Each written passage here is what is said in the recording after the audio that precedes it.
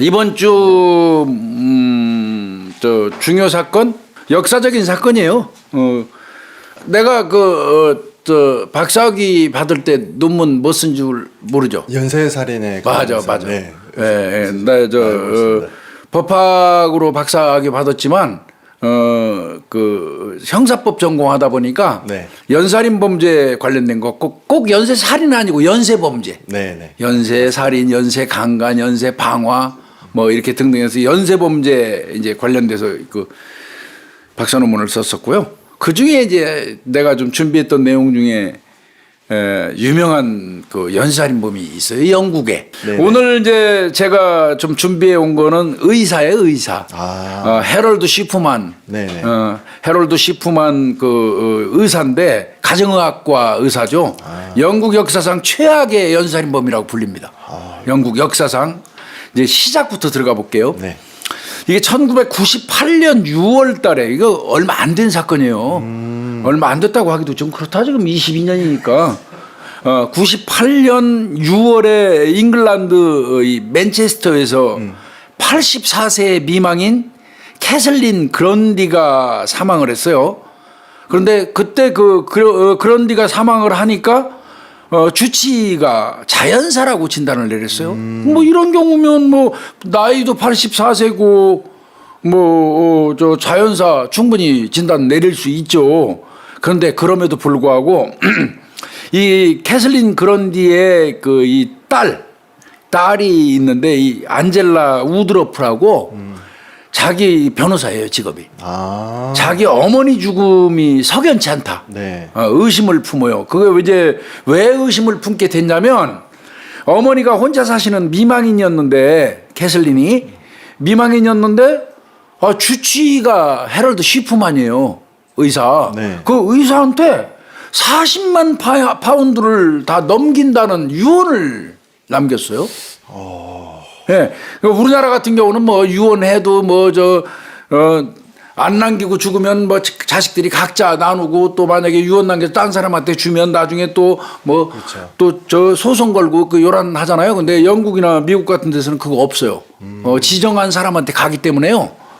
그러니까 이 뭐 변호사 하고 있으니까 40만 파운드가 뭐 그 욕심이 난다기보다도 이 안젤라 우드러프라는 그 이 변호사 이분은 우리 어머니가 주치의한테 왜 40만 달러를 그렇죠. 40만 파운드죠? 가져볼 만하죠. 네. 이걸 왜 준다고 하지? 이건 좀 뭔가 이상하다. 그러면서 그 유언장을 위조된 것 같다고 경찰이 신고를 해요. 사문서 위조. 이상하다. 네. 그런데 이제 경찰에서 저 유언장이 위조됐다는 고소장을 딱 받았는데 그때 경찰이 헤럴드 시퍼만에 대해서 이미 내사에 착수하고 있었던 상황이었어요. 그러니까 이게 맞물린 겁니다. 그 이유는 그 경찰이 내사에 착수했던 이유가 뭐였냐면 맨체스터에 있는 하이드 지구가 있대요. 네. 그 하이드 지구에서 쉬프만의 이 환자들이 유난히 높은 사망률을 기록을 하고 있어요. 그러니까 쉬프만이 주치의로 활동하는 이 고객들이 유난히 자주 죽어. 그래서 뭔가 좀 이게 이상하기 때문에 경찰이 은밀히 내사를 하고 있던 중인데 이제 고소장이 딱 들어온 거야. 오케이. 네. 맨체스터 하이드 지구의 의사가 또 하나 있는데 라자 파델이라는 사람이 하이드 지구의 의사들은 그 어떤 동료 의사 환자들의 장례식보다 쉬프만 환자들의 장례식에 훨씬 많이 참석했다 이 얘기를 했어요. 이게 뭐냐면 동료 의사가 내 동료 의사 쉬프만 환자들이 이상하게 자주 죽어요. 그 바람에 그냥 그 장례식에 우리가 수시로 갔어요. 이런 진술을 해요. 근데 이제 문제는 그 지역사회 하이드 지구에서 쉬프만은 이거. 아주 모범적인 의사라고 정평이 나 있고 환자들이 거의 신적인 존재. 쉬프만한테 치료받기를 원하고 주치의 바꿔달라고 하는 적도 있었다고 그래요. 그리고 더더군다나 이 사람이 또 지역사회에서 봉사활동으로 상탄 적도 있어요. 이게 이제 아마 마을 사람들의 환심을 사기 가장 좋은 최고죠. 그렇죠. 네. 이러니까 뭐, 슈퍼만에 대해서 뭐, 특별히 의심하는 사람도 없었던 중이었어요. 그런데 이제 그래도 경찰이 내사를 쭉 진행을 하면서 뭔가 이게 미심쩍은 부분을 이제 발견을 하게 되는데 그래서 이제 그 이 경찰하고 검시관 존 폴라드라고 있어요. 존 폴라드. 의사죠, 당연히 이 사람도. 같이 조사를 합니다. 공조해서. 네.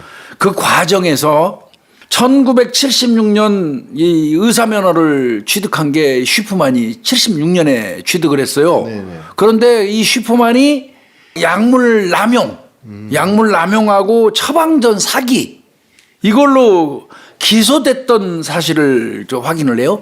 그리고 그 결과가 600만 파운드를 내고 풀려났는데 의사협회가 추가 조치를 안 했다 이렇게 얘기했는데 추가 조치가 뭐예요? 의사 자격 정지라든지 그렇죠. 면허 취소라든지 이런 걸 안 했던 사실이 드러나게 되는 거예요. 사실은 어떻게 보면 그 영국 의사협회에서 이 조치를 소홀히 한 것 때문에 이 사건이 났는지도 모르겠어요. 이게 직무와 관련된 전문의 같은 경우는 직무와 관련된 경우는 반드시 그 협회에서 고발을 해서 당연히 해야 됩니다. 그 이거. 결과를 받아야 되는데 당연히 그 그렇죠. 조치가 더더군다나 이제 우리나라에서 의사면허 취소되는 거는 진단서 위변조 같은 거는 네. 의사면허 취소까지 시키잖아요. 맞습니다. 여기도 처방전 사기 같은 게 있잖아. 그다음에 의사라는 사람이 약물을 남용하고 네. 그 주로 뭐 했냐면 패치딘이라고요. 네. 그 마약성 그 약품이에요. 패치딘에 중독이 돼 있었고 그런 거예요. 그래서 그 부분이 나온 건데 이 쉬프만에 대해서 어떤 조치가 없었다는 걸 알게 됐고요. 그러다 보니까 저 쉬프만 같은 경우에 이제 약물 중독 치료를 해요. 지가 의사하면서 약물에 중독됐었는데 치료를 하고 다시 병원에 취업해서 96년도에 병원을 개업을 해버리는 거예요. 아, 이게 위험하네요. 자기가 셀프 치료를 해서 다시 이제 그 업무에 복귀한다는 것 자체가 굉장히 그러니까 위험한데. 병원을 또 개업을 해버리는 거예요. 그러니까 의사협회에서 이거 어떻게 보면 직무유기죠. 그때부터 이제 얘 범죄가 96년부터 시작이 되는 겁니다. 그러니까 본인이 76년도에 약물 남용이라든지 처방전 사기 같은 걸로 해가지고 처벌을 받았어요. 600만 파운드 벌금 내고 벌금형 받은 거예요. 쉽게 얘기해서. 그렇죠. 그랬으면 의사협회에서 걔를 면허 정지를 시키거나 취소를 시켜야 되는데 놔둬버리니까 네. 본인 이제 약물 중독 셀프 진짜 치료했겠지 진짜. 네. 약물 중독 치료하고 다 끝난 다음에 20년 되는 건가요? 96년이고 그렇죠. 76년이고 한 그렇죠. 20년 후에는 슬그머니 병원을 개업을 하고 그리고 이제 환자를 받기 시작한 거죠. 그 얘는 유명한 게 있어요. 쉬프먼이 왜 그 주변 사람들한테 저 인기를 얻었냐면 찾아가요, 환자들을. 예, 직접 찾아가는 거를 굉장히 선호했고 그러니까 얼마나 친절한 의사입니까? 이제 봉사활동을 하면서 유대관계도 쌓았고 그렇죠. 개업을 했고 그러면 이제 인지도가 퍼질 수밖에 없습니다. 예, 그런 사람이 또 찾아다니면서 치료를 해줘. 또 문제는 그렇게 찾아다니면서 치료한 사람들이 원인 모를 이유로 대다수가 사망을 하는 건데 그 사람들의 자세가 거의 공통적입니다. 일상생활 속에서 자연스럽게 죽은 것처럼 소파나 의자에서 평상복 차림으로 이렇게 죽어서 발견이 돼요. 그럼 피해자분들의 대부분 이제 치료 경력이 있으면 고령이거나 질병이 그렇습니다. 있으신 분들이 그렇습니다. 개연성이 있을 수도 있겠네요. 맞습니다. 거의가 그렇습니다. 그래서 이제 이제 경찰이 쉬프만의 환자 중에서 15구의 시체를 재부검하는 거를 결정을 해요. 이거는 분명히 이상하다 해가지고 15구의 시체를 재부검을 했는데 사인이 뭐로 나온 줄 아세요? 전체가 다 모르핀 중독이에요. 네, 마약 중독이죠. 혹은 뭐 치사량 이상의 헤로인을 이제 주사하는 것 같아요. 네. 그래서 이제 그 부분에 대해서 이제 쉬프만한테 경찰이 당연히 물어봤겠죠. 그랬더니 쉬프만이 뭐라고 얘기했냐면 원래 그 환자는 약물 중독이었다.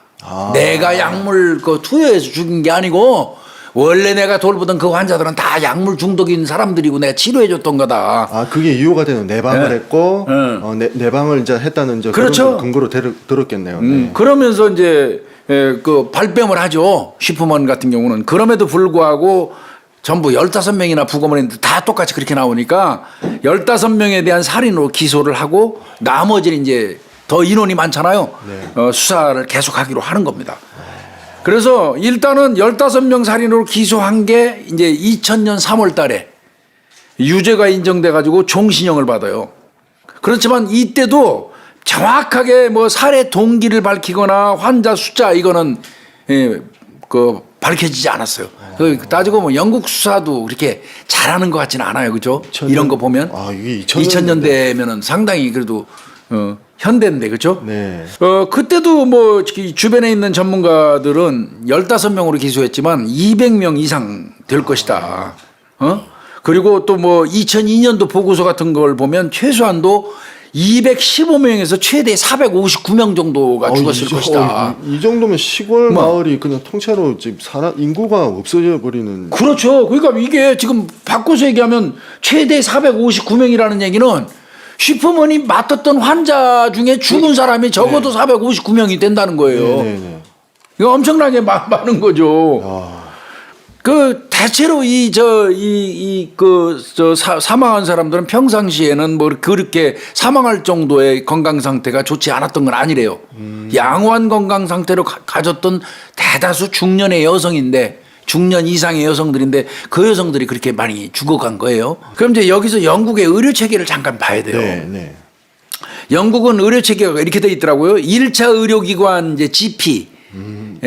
GP라고 그래가지고 이게 의료기관이 각 지역민들이 등록을 하고 그 지역에서 그다음에 GP에 근무하는 의사들이 주민들의 주치의가 되는 거예요. 특이하네요. 그러니까 우리나라하고 좀 달라요. 1차 의료기관이 그 지역 내에 있는 이제 이 주민들이 그 GP에다가 등록을 해요. 이제 나 치료하겠습니다. 그렇게 등록을 하면 의사가 배정이 돼요. 그러면 각각 의사들에게. 그러면 이 사람들이 입소문하고 이런 유대 관계가 결정적으로 인기도 영향을 이거 미치는 많이 영향을 미쳤던 걸로 보입니다. 하여튼 이렇게 범죄가 이루어질 때 슈퍼맨도 뭐 아내도 있고 자식도 있었는데 결국 아까 말씀드린 것처럼 15명 죽인 걸로 기소를 해가지고 이제 종신형 받았는데 아까 말씀드린 것처럼 다른 사람들 생각은 달라요. 최소 215명에서 459명 정도를 죽였을 것이다 이렇게 얘기하는데 조금 이따 그건 다시 살펴보고요. 그러면 이 사람은 도대체 이제 어떤 사람인가를 당연히 보겠죠. 그리고 왜 그런 짓을 했는지를 따지겠죠. 이 사람이 폭력적인 성향을 가진 사람은 아니래요. 다정다감하잖아요. 봉사도 하고 찾아다니면서 치료해주고 그러니까 어떤 폭력적인 성향을 가진 사람은 절대 아니에요. 그런 부분에 있어서는 기존의 다른 연쇄살인범죄자들하고는 약간 달라요. 그 부분이 이제 하나 차이가 있고요. 그리고 이제 그 뒤에 아까 그 폴라드 같은 사람들이 분석한 거에 따르면 어머니의 죽음하고 연관이 좀 돼 있지 않냐 이렇게 봐요. 왜 그러냐면 이 슈퍼맨의 어머니가 슈퍼맨이 17살 때 폐암으로 사망을 했어요.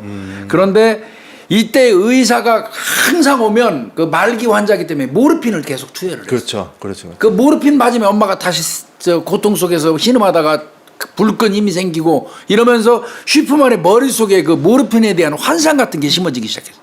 그래서 이제 그 어머니의 죽음, 그 다음에 거기 와서 치료해주던 그 의사들의 모르핀 투약 행위 이런 게 이제 슈퍼맨한테 어느 정도 영향을 미친 것 같고 슈퍼맨은 초등학교 6학년 때 그때부터 이제 거의 이 단절된 어떤 그 생활 뭐라 그럴까 환경 속에서 머물렀던 것 같아요.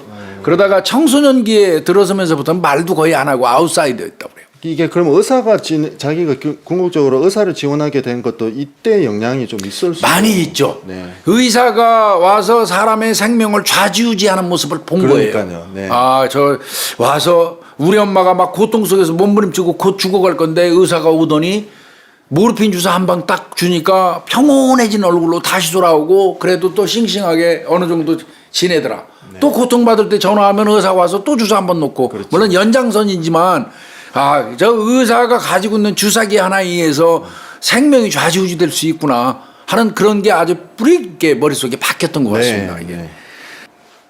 아까 말씀드린 것처럼 청소년기 때 완전 아웃사이더라 다른 사람들을 이렇게 지켜보기만 하고 그 어떤 집단의 주변 언저리에서만 노는 사람이지 집단에 소속된 사람도 아니래요. 원래 얘는 또 재능도 있는 럭비 선수 출신인데 그런데도 운동을 끝까지 하지 않았고요. 결과적으로 이 사람에 대해서는 인격장애라고 이제 그 판명이 났는데 치명적이고 치료 불가할 정도의 정상적인 인격에서 완전히 이탈하는 거를 이제 인격장애라고 그러거든요. 그래 인격장애가 있었다 이렇게 보는 것 같은데 정신병자는 아닙니다. 적어도 사람 살이할 때 의사 활동도 당당하게 하고 있었으니까 뭐 어떤 정신 질병에 의해서 그런 행위를 한 건 아닌 거죠. 네, 네. 그러니까 뭐 참작 뭐 심신상실이니 미약이니 이런 얘기는 거기다가 갖다 붙이면 안 되겠죠. 그렇죠, 그렇죠. 아까도 말씀드린 것처럼 얘는 리즈 대학 의학부 졸업하고 의사 됐거든요. 리즈 대학이 유명하다고 그러더라고요. 아까 말씀드린 것처럼 쉬프만 환자들은 대부분 그 쉬프만을 그 신처럼 여겼고요. 이게 연살인에 영향을 이제 미친 거로 추정이 되는데, 그러니까 스스로 대단하다고 생각하는 게 자기가 의사로서. 그게 딱 의사라는 직업하고 맞을 수 있어요. 예, 내가 대단하다고 생각하고. 그래서 평상시에 또 건방지기도 했대요. 아무한테나 바보라고 이게 모욕하고, 지가 아주 그 상당히 그 고클래스에 다른 사람들하고 좀 차별화된 사람이라고 여기기는 그런 성향은 있었다고 그래요. 어떤 면에서 보면 과대망상 환자였던 건 맞는 것 같습니다. 본인 스스로가 자기가 대단한 인물이라고 느끼는 과대망상 그 현상을 겪었던 거 맞고요. 그 다음에 이제 뭐 사후에 추후에 분석한 건데 자폐적 성향 얘기도 나오더라고요. 아스페르거 증후군 가능성이 높다. 아스페르거 증후군을 앓고 있는 사람들이 대다수가 어떤 고립이 연관이 된다고 그래요. 고립. 어렸을 때 아스페르거 증후군 같은 거 앓으면 이제 적절하게 누가 지도하지 않으면 그 과잉 행동하고 어릴 때는 집중력도 떨어지고 잠재력이 발휘되지 않는 그런 이제 증상이 있다고 그러는데, 그래서 쉬프만이 집단적으로 그 의사들하고 한 병원에 모여 앉아 있으면서 환자 받는 형태의 집단 어떤 그런 시스템의 의료 행위를 선호하지 않았죠. 종합병원 근무 스타일은 아닌가 봐요. 아닌 거예요. 그러니까 말씀하시는 거 네. 보니까 이 자폐적 성향을 갖고 있는 사람들이 보면은 이 분석한 걸 보면은 자기가 잘할 수 있는 분야나 특화된 기술을 갖고 있는 그렇습니다. 분들이 그렇습니다. 있어요. 맞아요. 그렇습니다. 그리고 전체 집단이 뭐 의사들이 집단으로 모여있는 조밀하게 모여있는 뭐 이런 곳에서 근무하는 걸 선호하지 않고 네. 그러니까 GP 의사로 나가고 주치의로 선정되면 찾아다니는 거예요. 또 그나마. 그렇죠. 그렇죠. 그런데 사실은 찾아다녔기 때문에 더 이 살인 사건이 많이 늘지 않았나 싶어요. 법정신의학자들은 이제 이 아스페르거 증 그 환자들이 위험하다고, 오히려 걔네들이 더 위험하다 뭐 이런 얘기도 합니다. 이제 그 쉬프만 가지고 어떤 얘기를 하냐면 희생자들, 그러니까 환자들을 아마 쉬프만 입장에서는 인간으로 안 봤을 거다. 실험실의 동물 정도로 봤을 거다. 그 이유가 있어요. 동료 의사한테 어느 날 쉬프만이 한 얘기 때문에 그래요. 동료 의사한테 이런 얘기를 했어요. 야, 노인들한테 의료행위를 베푸는 거는 낭비야. 이건 낭비야. 그렇게 동료 의사한테는 말하면서 지는 신처럼 그 대우받으면서 그 노인분들이나 중년 이상의 여성들을 집에 찾아다니면서 진료를 했어요. 그거는 쉽게 얘기해서 뭐예요? 의료행위 낭비하지 말고 보내자는 얘기 아니에요. 네, 이제 그런 얘기가 나온 거고요. 결국 이제 쉬프만 같은 경우는 2004년도에 그 감방에서 종신형 받고 이제 웨이크필드 교도소라고 그러는데 2004년 1월 13일 날 그 58세 나이에 이제 목매서 자살을 해요. 그래서 이제 헤럴드 쉬프만 그 얘기를 하는데 이런 얘기를 하더라고요. 연쇄살인범 관련돼서 쉬프만 같은 경우는 아주 특별한 케이스인데 쉬프만이 즐긴 거는 어떤 이유, 아까 얘기한 것처럼 무슨 아스페르거 증후군이라든지 망상장애라든지 인격장애가 융합됐는지 모르지만 그 사람이 그 가장 이 희열을 느끼는 그 행위는 뭐였냐면 자신이 자기 그 환자한테 그 마약이라든지 이런 거를 투약해가지고 치사량 이상을 넣으면 죽어가잖아요. 네. 사람이 그 죽어가는 모습. 서서히 주사를 놓고 나서 사람이 막 이렇게 껄떡껄떡 넘어가면서 죽어가는 모습을 관조하는 그 자신 그 상태에서 희열을 느끼는. 내가 신처럼 너의 죽음도 네 생사권을 생사 여탈권을 내가 쥐고 있는 사람으로서 내가 주사 한 방에 너를 보낼 수도 있고 살릴 수도 있고 어떤 그런 신적인 경지에 있다고 우월한 존재라는 인식하에 네. 죽어가는 사람의 그 모습을 보면서 희열을 느끼는 그런 특이한 증상을 앓은 사람으로. 어떤 이유리죠? 이런 의사 하나 나오면 정말 의사가 사람 죽이려고 맘먹으면요 식은 죽 먹기잖아요. 네. 그 영국 최대 저건데 이게 이제 아까 딸이 네, 의심해가지고 했다고 그랬잖아요. 근데 그 이전에 이제 영국 경찰이 내사를 하게 된 네, 거는 사실은 그 이전에 내사의 그 이유가 있어요. 장의사 딸 있어요. 장의사 딸. 그 장의사 딸이 아버지하고 저 부모가 장의사를 하는데 그 이제 시신 다루고 하는 거 현장 가서 그렇죠. 수습하고 하는 거를 네네네. 아마 따라다니면서 조금씩 돌봐줬나 봐. 딸인데도. 근데 이상하게 그 아버지가 그 시신 수습할 때 가면 항상 그 사람들 자세가 똑같아. 아까 소파나 의자에 평상복 차림으로 이렇게 기대서 평화롭게 네. 죽어갔다고 그랬잖아요. 네네네. 묘하게 늘 돌연사라고 그러는데 주치의는 슈퍼맨은 그런 사람들이 항상 앉아서 편안하게 사망을 해. 이게 좀 이상하거든. 그래서 이게 이 장의사 딸이 한번 그 지역 의사하고 검시관한테 이거 좀 이상해요.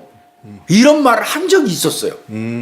그것 때문에 경찰에서는 확신은 안 가졌어도 내사에 착수는 하고 있었단 말이야. 그러던 중에 아까 말씀드린 것처럼 아까 브론디, 네. 캐슬린 브론디가 하이드 시장 역임했었던 여성이래요. 40만 파운드 남겨줬던 분이. 그게 우리 돈으로 하면 5억 8,049만 원 정도 된다고 그러네요. 5억 8,049만 원? 어떻게 보면 이게 돈이 궁극적인 목적이 이 사람은 아니었을 수도 있어요. 그렇죠. 그렇죠. 그런데 이제 이게 말이 안 된다 해가지고, 이제 우리 엄마 사망한 거 이거 유언장 써 우리 엄마가 슈퍼맨한테 돈 줄 이유 없다. 이거 뭔가 잘못됐다. 유언장 위조됐다. 그리고 유언장에서 지문도 발견됐어요. 슈퍼맨. 그 돌아가신 캐슬린 브론디 이부 여성분도 시신 부검해 보니까 치사량 이상의 다이아 몰핀이 그 투약됐던 거예요. 그래서 이제 이게 처리가 된 거고요.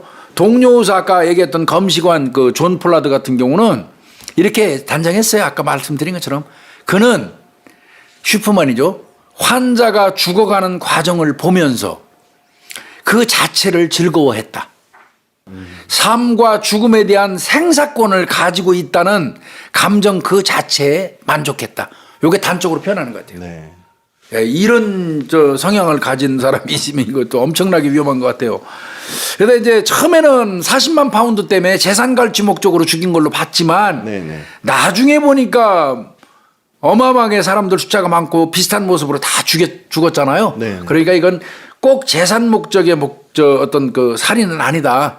아까 얘기한 것처럼 살인 그 자체, 사람이 죽어가는 그 자체를 사람이 죽어가는 순간에 흥분을 즐기는 그런 정신질환 일종의 이런 걸 가지고 있었던 사람이다. 이제 이렇게 결론을 내린 것 같습니다.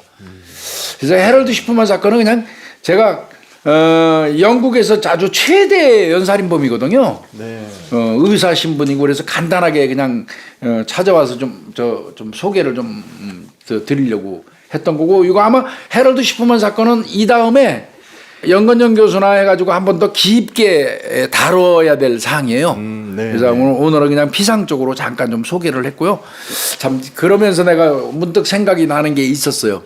지금 우리 딸도 병원에서 수술하고 얼마 전에 또 집사람 수술하고 병원 의사 신세 많이 지다 보니까 요즘에 이제 여러 가지 생각을 참 많이 하게 되는데 병원이 친절해요? 개인 병원은 친절하죠. 최대한 안 가려고 하는 게 가지 말아야 될 것이 병원하고 경찰서라고 해서 안 가면 좋은데 어떻게 안 갈 수가 있겠어요. 근데 이제 큰 병원들이 오히려 덜 친절한 것 같죠. 불친절하다고 말하기는 좀 그렇고 덜 친절한 것 같아요. 네. 그런 거를 내가 많이 느끼게 되는데 의사분들이 처음에 이제 의사가 되고자 했을 때 가지고 있는 소명이라는 게 있잖아요. 네, 나는 네. 의술은 인술이라고 그래서 사람을 살리는 어떤 기술 아니에요. 네. 정말 그것처럼 숭고한 어떤 직업도 없을 것 같아요. 제가 생각할 때는. 그 우리가 보면은 그 국민들이 이국종 교수님이라든지 네. 이제 낭만닥터 김사부 이제 드라마 열광을 하는 이유가 이제 소명의식, 이제 소명의식을 갖고 있는 그 히어로들 우리 일상생활 속의 히어로를 이제 많이 이제 기대를 하고 계시고 찾고 계시는 것 같아요. 절대 다수의 의사분들은 열심히 다 하겠죠. 최선을 다하겠지만 성향에 따라서 환자 쪽에서 불쾌감을 느낄 수 있겠지만 그래서 뭐 저는 그럴 거라고 생각합니다. 근데 내가 이제 그래서 오늘 요 헤럴드 슈퍼만 사건을 찾으면서 히포크라테스 선서를 네. 한번 좀 네, 찾아와 네. 봤어요. 국민들도 다 알죠. 고대 그리스 의사죠. 그 히포크라테스는 그 윤리지침입니다. 이거 의사들한테 이 BC 4세기에서 5세기 사이의 기록에 이게 이렇게 돼 있더라고요. 나는 의업 그러니까 이제 의업에 종사할 허락을 받음에 있어서 나의 생애를 인류 봉사에 바칠 것을 엄숙히 서약하노라.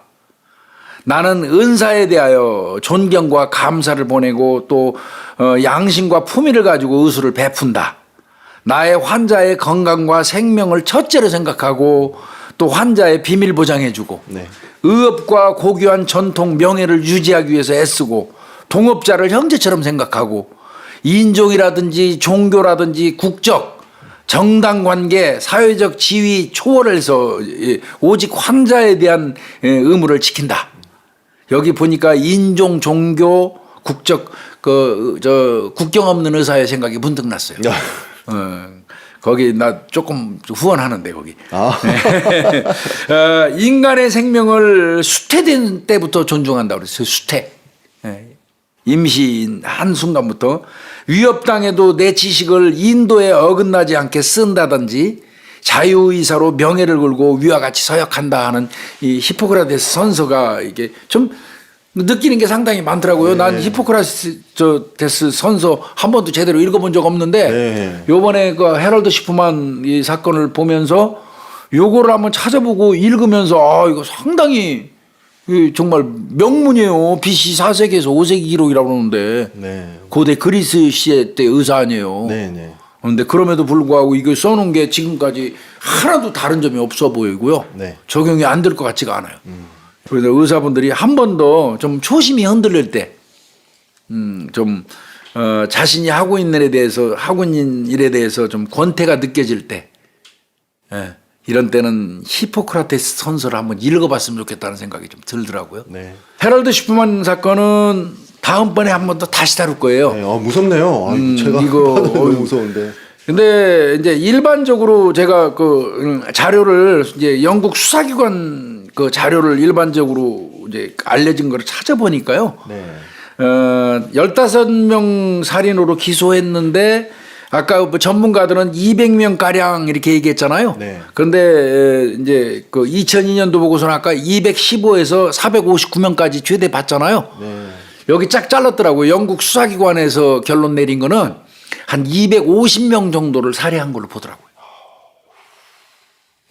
왜, 459명이 헤럴드 슈퍼만이 치료한 사람들이라고 하고 죽은 사람들이니까 전부 다 포함시키면 459명인데 그 중에는 자연사도 있을 거 아니에요. 그렇겠죠. 이 진료기록 차트를 보고 1차적으로 보고 이제 사망한 사람들을 추려냈을 건데 부검이라든지 이제 객관적 증거가 있어야만 이제 살인으로 들어갈 수 있을 건데 너무 무서운데요.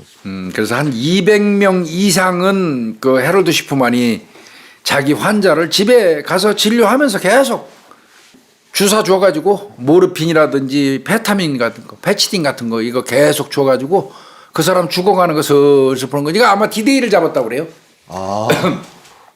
내가 이제 진료하는 이제 환자인데, 내가 진료한 지 저 사람 한 6개월 됐네.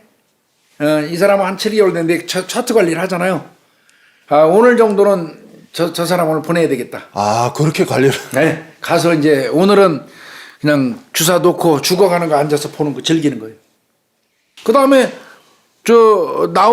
자기는 이제 진료 끝났다고 나오잖아? 그러면 누군가 가족에 의해서 발견이 돼. 그렇죠. 그것도 의자나 소파에 편안한 복장으로 편안하게 앉아서 편한 모습으로 몰핀 같은 거 맞았으니까 죽어 있거든? 그러면 제일 먼저 찾는 게 누구예요? 헤럴드 슈퍼만이잖아. 그렇죠. 주치의니까. 그럼 주치의가 지가 달려가야 지가 주사 놨던 그 의사인데. 가서, 한 다음에, 이게 뭐 지병, 뭐 자연사, 뭐 이런 식으로 돌연사 이런 걸로 이제 결정 내려주는 거예요. 1차 그 의사니까. 그러면 그냥 일반적으로 저렇게 헌신적으로 쫓아다니면서 치료해 주던 분이 의심 안 하니까. 그렇죠. 그러면 그 사람 그 슈퍼만의 말만 듣고 그냥 자연사 장례 처리 이게 쭉 이어졌던 거예요. 그런데 아까 말씀드린 것처럼 늘 그 자기 아버지가 부모가 장례 지도사인데 장례사인데 하면 딸이 따라갔던 거야. 딸이 대단해 연극 그 딸이 따라가서 보니까 그러니까 먼 사람은 문제의식 갖고 살아야 돼. 그렇죠. 네. 아버지는 아무 생각 없는 거야. 아이고 그 선생님 또 환자가 돌아가셔서 어떻게 위로해주고 또 막 울었대. 슈퍼맨이 와가지고 막 자기가 돌보던 환자가 죽었다고 울고 막 그러니까 오히려 장례 지도사가 막 슈퍼맨을 안아주고 격려해줬다는 거야. 근데 그 장례 지도사를 따라갔던 장의사를 따라갔던 도와주기 위해서 따라갔던 딸이 볼 때는 이상하다. 왜 이렇게 의자에서 편하게 평상복 차림으로 늘 이 사람들은 죽어 표정이 똑같을까? 장소도 똑같고 그때마다 이 주치의는 왜 늘 저 헤럴드 슈퍼만 박사일까? 저 의사가 그렇죠. 네. 이런 생각을 했던 거야. 그게 하나 둘 셋 넷 누적되니까 이걸 경찰이 한번 얘기를 해준 거예요. 이 초반에 드러날 수 있었던 신호가 있었는데 아까 교수님께서 말씀해주신 이 영국의 의료 체계가 참 특이했던 게 이게 동네 의료 시스템이다 보니까 이게 이제 외부로 제어가 가능할 수 있으니까 이게 그러니까. 약간 제도에 이제 맹점이 좀 있었던 그것 때문에 그랬던 것 같습니다. 근데 우리나라는 택도 없죠 이거. 네.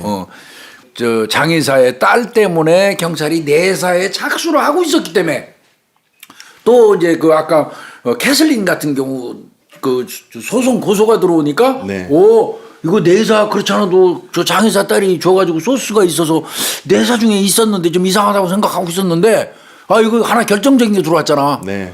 그럼 또 이른바 얘기하는 수사에 저 꼬리는 단선 하나 걸려버린 거야. 그렇죠. 그 유언장에 그 지문이 찍혀 있으니까 네. 슈퍼만에 그러니까 이걸 고리로 해서 본격적인 수사가 가능했던 거야. 경찰이 그게 없었으면 슈퍼만 막 소환에다가 경찰이 함부로 조사 못했을 거예요. 네. 계속 내사 언저리만 돌았을지도 몰라요. 그래서 희대의 영국 역사상 최악의 연살인범 헤럴드 슈퍼만 그 연살인 사건을 좀 잠깐 소개해드렸어요. 예. 오늘은 중요 사건 요 정도에서 정리를 하겠습니다. 네. 예. 네. 수고했어요. 네. 예. 감사합니다.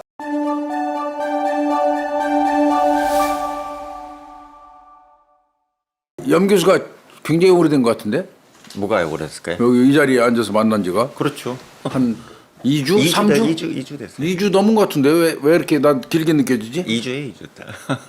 요 전주에는 저 홍 박사, 염 교수 다 안 돼가지고 네. 고아림 아나운서하고 네. 그 송정빈 변호사하고 네, 잘하시던데요.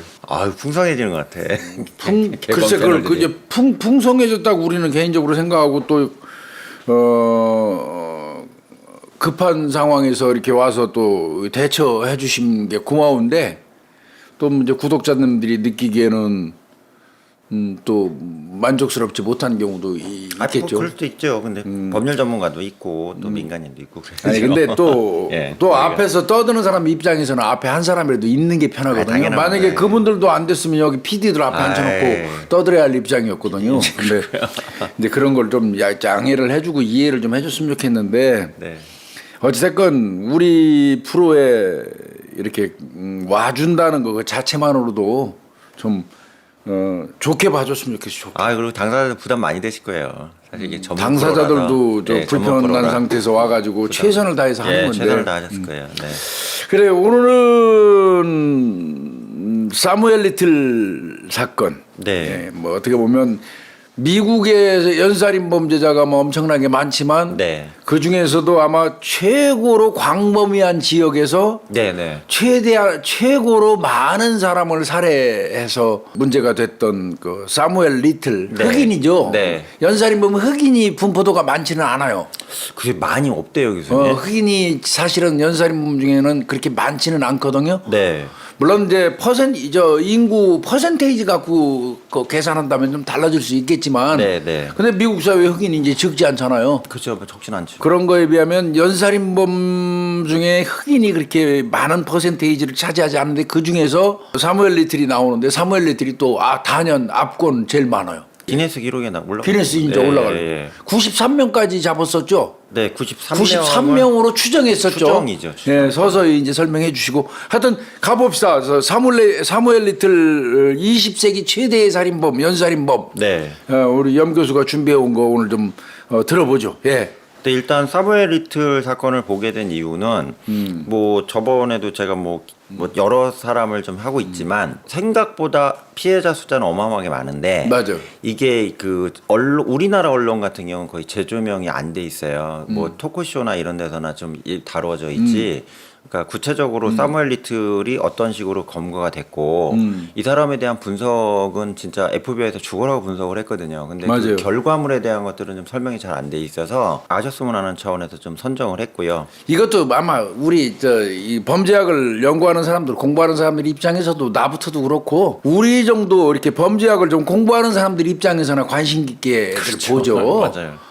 사실 일반인들이 이렇게 네. 뭐 이런 범인이 있었대 하는 정도지 안다고 해야 네.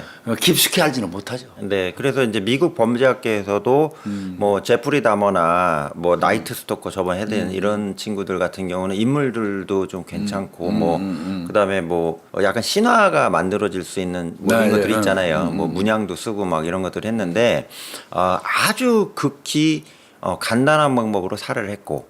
그렇지. 피해자들을 얘는 그렇지. 예, 왜냐하면 비흉기 연쇄살인범 맞아요. 중에 거의 유일해요. 이 리틀 같은 경우에는 보통 이제 뭐 밧줄을 쓴다던가 살해를 할 때 뭐 칼을 쓴다던가 뭐 이런 게 있어야 되는데 없죠. 단순하게 그냥 목을 조르는 행위하고 구타를 해서 실신을 시키는 행위 요거밖에 안 했거든요. 그걸로 90몇 명을 살해하다 보니까 범구 교수님 항상 수사 말씀하신 엄청 범행도 중요하죠, 범구가. 이게 안 나오죠. 범구는 지 손이 무기인데. 범행수법에서 범구가 차지하는 비중이 제일 크잖아요. 네, 미국도 보면 이제 총을 쐈냐, 칼을 쐈냐, 뭐 줄을 쐈냐 이런 거에 이제 몰입을 하는데 70년대, 80년대, 90년대 이렇게 계속 진행이 됐잖아요. 맞아요. 이 친구가. 근데 이러한 그 살해를 저지르면서 미국 범죄 수사 체계가 가지고 있는 허점을 드러낸 사건이라는 얘기입니다. 왜 이게 뭐 예를 들어 총기가 있다던가 칼에 찔린 자국이 있다던가 뭐 이런 게 있으면 그거 가지고 커버가 되는데 맞아. 그렇지 않고 피해 여성들이 대부분 그냥 기절한 상태로 들어 누워 있는 상태로 죽은 걸로 발견이 되고 그러니까 자연사일 수도 있고 그렇죠, 뭐 그렇죠. 예. 또 예. 그 피해자들이 마약 같은 거 하면 마약 중독으로 죽었을 가능성도 예, 높고. 예. 그러니까 찢어져 있는 각 경찰서에서 그냥 내사종결 이렇게 됐던 것 같아. 정확하신 거예요. 다 그죠? 내사정걸 그냥 변사 그냥. 그냥 예. 그랬던 것 같아. 예. 그러다 보니까 이게 나오면서 이제 문제가 뭐가 발생해? 미국 사법체 경찰이 이제 얼굴을 들 수 없는 맞아. 이런 상황까지 몰린 사건이 이 리틀 사건이었다는 얘기죠. 이 사람은 1940년 6월에 조지아주의 레이놀즈라는 조그만 도시에서 레이놀즈. 태어났고, 예, 당연히 뭐 흑인이고요. 그래서 이제 거기서 이제 성장을 했는데 일단 그 중학교 졸업까지 한 걸로 나와요.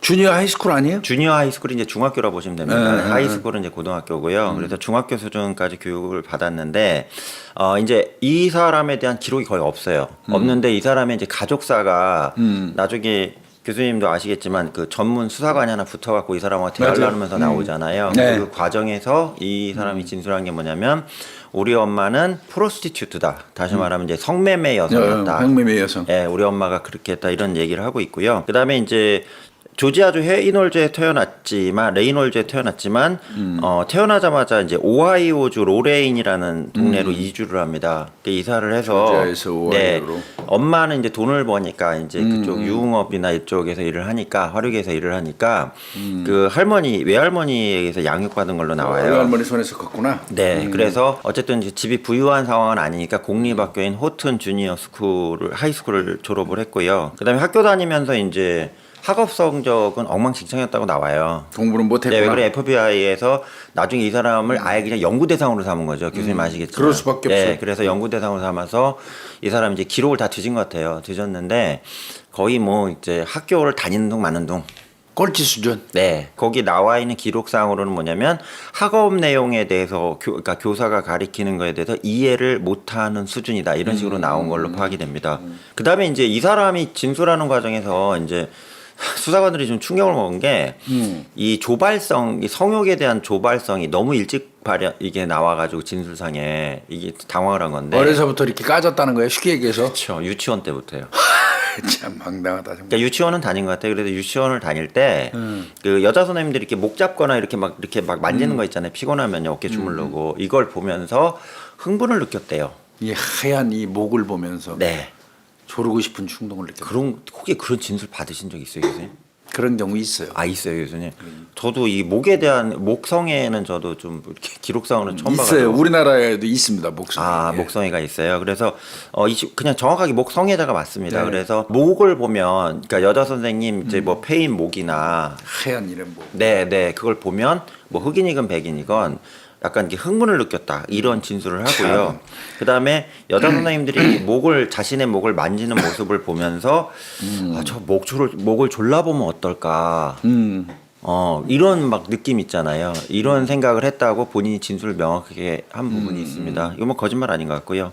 그리고 이제 초등학교에서 이제 중학교로 넘어가면서 이때부터 좀 이상한 상황이 발생하는데 저도 당해봐서 알지만 제가 쓴 책이나 논문이 가끔 범죄자들이 이제 제가 옛날에 연쇄살인 한 4-5편 논문 쓴 적이 있었는데 그 논문이 나와가지고 저도 좀 곤란한 적이 한 번 있었거든요. 아니 걔들이 봤다 해가지고 곤란한 경우는 많죠. 예, 아마 예. 염교수 책이나 내 책이나 아마 책은 제가, 예. 범죄자들이 사다가 본다고 해도 과언 아니에요. 네. 볼 수 있어요. 예. 그래서 이 사람 같은 경우도 하드코어 범죄 쉽게 얘기하면 뭐 강력범죄. 예, 강력범죄죠. 그래서 강력범죄와 관련된 디테일한 내용을 담은 잡지들이 그때 많이 나왔나 봐요. 그렇죠. 예. 근데 이제 그 잡지들이 지금 제가 일부 본 바로는 실제 시신 사진이나 이런 것들 가감없이 그냥 그대로 다 미국은 그렇잖아요. 그게 가능하다고 그러더라고요. 네, 미국에서는 뭐 두 눈 처리하는 거 있잖아요. 네.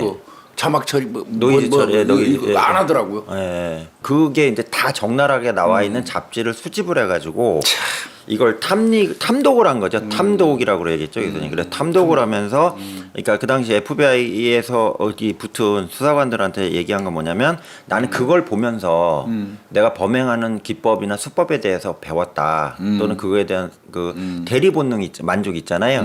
사람 죽은 시체 사진을 보면서 내가 죽였거니 하고 이런 느낌을 받았다 하는데 여기서 하나 이제 오류가 있습니다, 교수님. 뭐가 있냐면 대부분의 살인들이 뭐 총을 맞아 죽었다든가 머리가 깨져 죽었다든가 그치. 이런 피 튀기는 고어 사진 있잖아요. 하드고어라고 그러잖아요. 하드고어. 그런 것들이 잡지에 주로 나오지. 얘처럼은 아니죠. 그렇지. 깨끗하게 죽은 시신 사진은 거의 그런 하드코어 잡지는 안 나오고. 맞아요. 얘 수법하고는 매칭이 안 돼요. 그죠, 교수님. 맞아요. 저도 그 생각했어요. 예. 이게 트루 크라임 매거진 예. 이제 범죄 실제 관련된 범죄 사건을 이제 놓은 잡지죠. 예. 근데 이제 그게 적나라하게 시키는 건 거의가 도구 사용이에요. 예. 결박, 눈 가리개, 토막, 예, 이런 거 많아요. 등등인데 예. 그 범죄자들이 일으킨 게 잡지류에 많이 실리는데 사실 사무엘 리틀 같은 사람의 범행 수법하고는 완전히 동떨어져 있거든요. 왜 그럴까요, 교수님? 이거는 잡지를 보고 본인의 어떤 범행 수법을 흉내내거나 영향을 받았다 하는 거는 조금 매칭이 안 되더라고요. 그렇죠. 예. 그래서 이게 이제 제가 이걸 또 논문을 찾아봤는데 이거에 대해서 의구심을 가진 교수님하고 저하고 똑같이 그러니까 다수는 의구심을 안 가져요. 그냥 범죄 잡지 봤다니까 그냥 봤나 보다. 그냥 그걸로 배웠나 보네 하는데 저희는 또 입장이 틀리잖아요. 아, 그럼요. 왜 이거는 다 찢어 죽이고 발라 죽이고 다 이런 말도 안 되는 그 사진만 나오는데 이걸 완전 온전하게 티도 안 나게 맞아요. 거의 소음기로 사람 죽이는 식으로 티도 안 나게 계속 연쇄살인을 했잖아요. 그래서 이거에 대해서 연구한 학자들이 이제 썰 푼 게 뭐냐면 첫 번째로는 그냥 이게 실행을 할 단계는 아니기 때문에 실행에 대한 대리만족을 그게 칼을 쓰든 독을 쓰든 잔인하더라도 자우지간 그걸 보면서 살인에 대한 본능을 키웠을 거는 맞는 건데 그거는 맞겠지. 예, 대신에 여기서 중요한 건 이 사람이 자기가 범인이지만 범죄학자는 아니잖아요. 수사관은 아니다 보니까 그걸 보면서 내가 그냥 살인을 배운 것 같다 이렇게 표현한 거지. 맞아요. 실제로 수법을 익힌 건 아니에요. 그렇죠. 그 정확하신 것 같아요. 그래서 대부분 학자들은 수법에 대한 거는 아닌 거 맞아요. 본다 이러고요. 맞는 말씀이에요. 또 하나 얘기 나오는 건 교수님 뭐냐면 이제 그걸 보면서 이런 식으로 하면 잡힐 수 있구나. 이 사람이 머리가 되게 좋은 사람이니까. 그렇지. 이런 그렇지. 식으로 흔적을 남기고 이렇게 피를 보고 이런 상황이 되면 사체에 대해서 외상이나 외인에 의해서 살해당한 게 드러나면 그 범인 사진도 다 나오거든요. 트루크라임 매거진 같은 데 보면. 그래서 그걸 보면서 티가 안 나게 하는 방법을 좀 이것도 고민 안 했겠냐. 좀 깊이 들어가는 학자들. 공부는 하긴 했네. 그러면 그렇게 그런 분석하는 방향에서 학자도 본다면. 있어요. 그러니까 왜 그러면 얘가 시신을 길바닥에 방치해 버렸잖아요. 네, 뭐 쓰레기통 옆에, 뒷골목, 공원에, 주차장. 주차장에 심지어 모텔 주차 이렇게 널브러놨기 때문에 시신을 너무 과단성 있게 풀어 헤쳐났잖아요. 근데 이게 검거에 대한 두려움은 누구나 살인범은 가질 수밖에 없는데 그렇게 다 과단성 있게 이렇게 시신을 널브러 놨다는 거는 역으로 이 잡지들을 보면서 자연스럽게 죽은 형태로 시신을 갖다 배치하는 것도 경찰이 약간 어수룩하다면 수사를 집중적으로 깊이 들어갈 수 있지 않은 방법이 아니냐 이렇게 생각할 수도 있다. 이렇게 보는 학자들도 있다는 얘기죠. 자연사나 병사, 뭐 돌연사로 위장한다는 거죠. 네. 근데 이제 여기서 하나 특징적인 게 뭐냐면 그 트루 크라임 매거진 쉽게 얘기하면 실제 범죄 사건을 다룬 잡지들 있잖아요. 이 잡지 중에서도 여기서 그 내용은 나옵니다. 목을 졸라 살해하거나 지시시켜 죽이는 거. 저번에 교수님하고 저하고 얘기한 뭐 비닐을 뒤집어서 살해를 한다던가 아니면 뭐 시간 들어서 이게 줄이 조여갖고 죽게 하는 것들 있잖아요. 그래서 그런 것만 집중해서 봤다는 내용은 좀 뒤에 나옵니다. 그리고 이제 범죄를 직접 저지르기 시작한 게 이제 1956년도인데요. 이때 이제 최초로 이제 무단 침입, 주거 침입죄로 적발이 됩니다. 아, 주거 침입이 첫 범행이구나. 네, 이게 첫 범행이었답니다. 그래서 아예 그냥 저기 브레이킹이라고 나와요. 집 부시고 들어갔다 이런 식으로 나와가지고 이걸로 이제 적발이 돼 검거가 되고요. 바로 이제 소년원으로 갑니다. 소년원으로 가서 수감이 됐고 소년원에 들어갈 때 또 키가 190 정도 됐대요. 190이. 예. 맞아요. 어마어마하게 크더라고요. 엄청나. 제일 큰 남아 범인일 거예요. 예, 그래서 190에다가 뭐 살도 찌고 이렇게 튼실하잖아요. 그래서 그냥 기본적으로 100kg가 넘어가는 거구기 때문에 들어가자마자 이제 거기서 아무도 못 건드렸대요.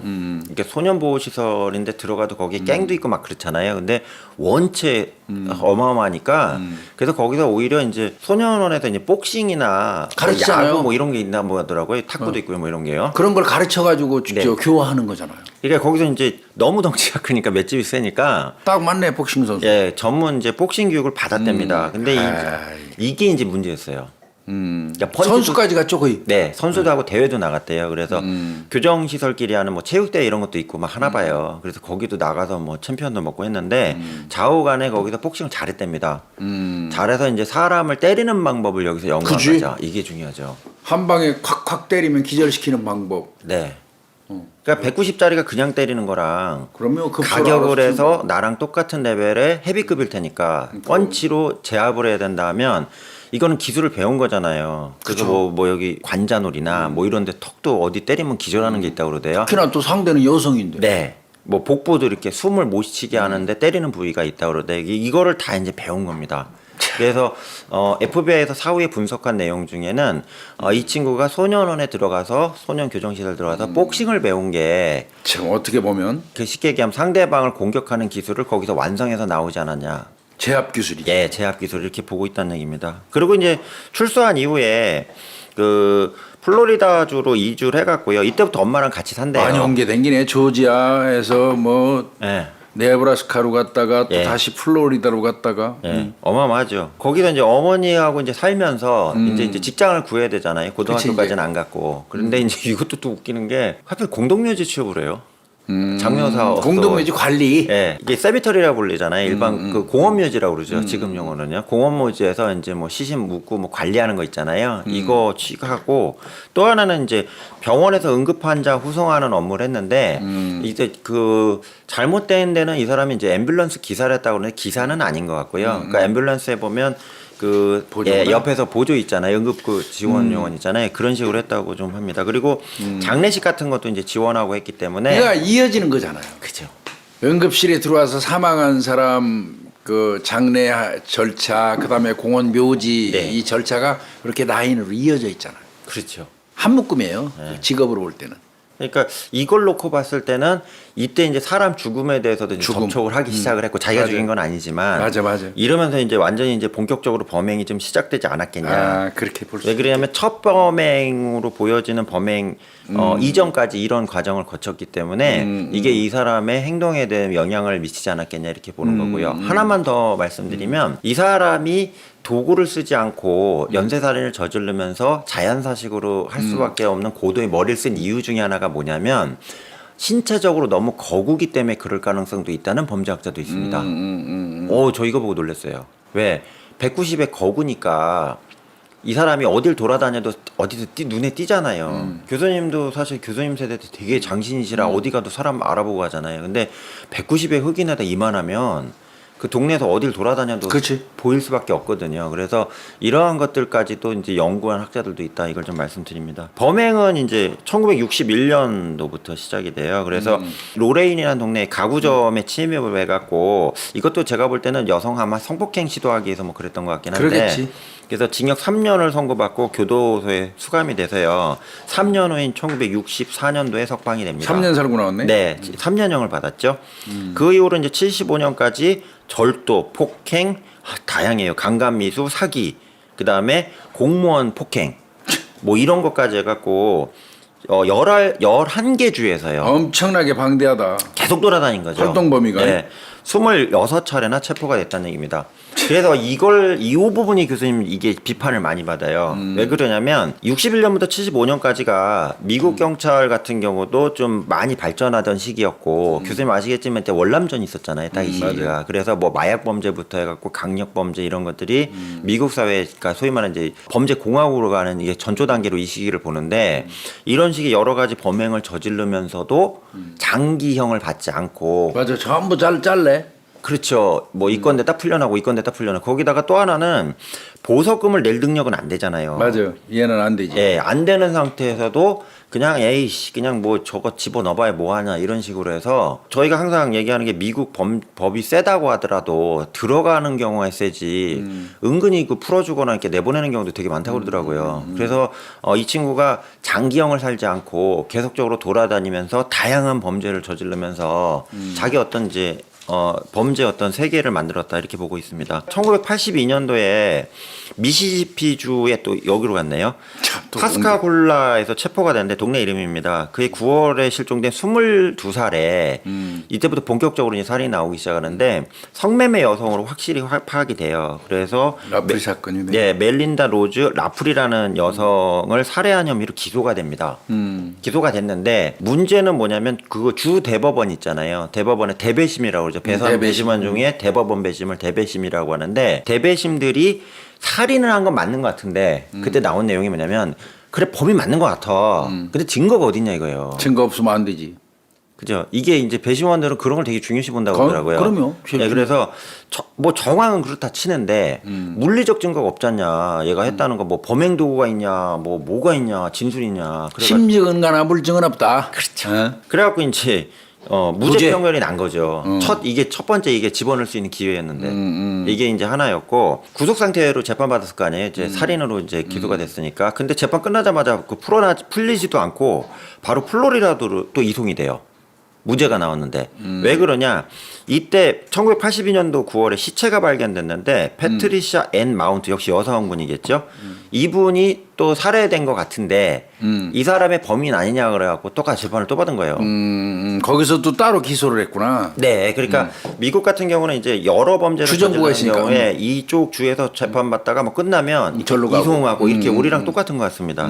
그래서 갔는데 검찰 측 증인들이 나왔을 거 아니에요 법정에. 그렇지. 나와가지고 유죄라고 리틀 제 맞아요. 제가 저 계속 있었어요. 막 이렇게 얘기를 했는데 문제는 뭐냐면 이 사람들이 이제 그 여성이 패트리샤 앤 마운트라는 분도 역시 마찬가지로 이제 이쪽에 성매매 여성. 이쪽에로 보이기 때문에 그쪽에 있는 사람들이 진술하는 내용 자체가 그러니까 쉽게 얘기하면 교수님 이렇게 표준어도 아니고 막 이렇게 막 이런 언어가 좀 약간 좀 상스러운 언어 있잖아요. 뭐 노 레벨 랭귀지. 예, 거기다가 또 이해도 잘 못하는 것 같고 왔다 갔다 하니까 결과적으로 이제 재판에서 무죄가 나온 거예요. 84년 1월에. 그래 검찰 측 증인이 봤다고 하는 건 맞는데 그건 본 거잖냐 둘이 있는 걸 목졸른 걸 본 적 있냐 그렇지. 뭐 이런 식으로 나온 거예요. 둘이만 있는 것만 있었지. 그리고 얘가 공격했다는 이유를 좀 대봐라 그러니까 검찰에서는 얘가 마지막으로 같이 있었다니까 이거밖에 없는 거예요. 마지막으로 같이 있다고 범인은 아니지. 안 되잖아요 교수님. 그래서 또 무죄로 나온 거죠. 두 건을 내리 연장 무죄 받았네. 예. 그러니까 이제 이때부터 제가 볼 때 리틀이 간이 배 밖으로 나오는 현상이 나타나잖아요. 그러겠네. 아 이거 증거 없으면 사는구나. 그러니까 그 두 가지의 재판 과정이 둘 다 살인으로 기소가 된 거잖아요, 교수님. 그리고 대법원까지 그 주 대법원까지 갔다는 건 사건이 만만치 않은 사건이었다는 얘기거든요. 리틀 입장에서도. 근데 그 재판을 받으면서 아 이게 허술하구나. 뭐냐? 내가 같이 있다고 해도 유죄가 안 나오는 거고 밤에 죽인 것만 인정한다면 학습을 했네. 네. 그때 뭐 CCTV가 있는 시절도 아니니까 맞아. 직접적으로 뭐 피해자가 도망간 사람이 저 사람이 날 죽일라 했어 이거 아니면 굳이 내가 웬만해가지고 걸리지 않겠구나 하는 자신감. 예, 자신감이 생기지 않았겠냐 이렇게 좀 분석이 됩니다. 그리고서 이제 석방하고 나서는 그 동네에 살 수 없잖아요. 맞아요. 경찰들이 따라다니니까. 그래서 또 캘리포니아주의 샌디에고로 가요. 샌디에고로 가는 거야. 예. 여기서 이제 사건이 하나 터져요. 84년도 10월에 22세의 로리 바로스라는 여성이 있는데 이 여성을 납치하여 구타 살해를 시도한 혐의예요. 죽진 않았구나. 죽진 않았어요.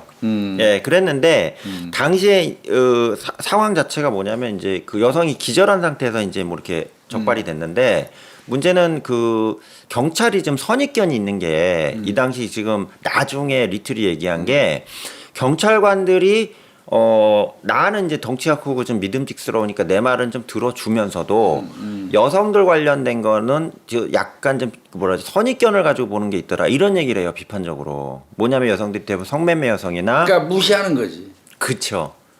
그러니까 이제 그러니까 쉽게 피해자가 좀 사회적 지위가 있고 뭐 이런 게 있으면 신경 써서 봤을 텐데 그냥 뭐 그냥 기절했나 봐 그냥 이런 식으로 넘어가는 식으로 그냥 다 넘어갔다 이렇게 얘기하는 거죠.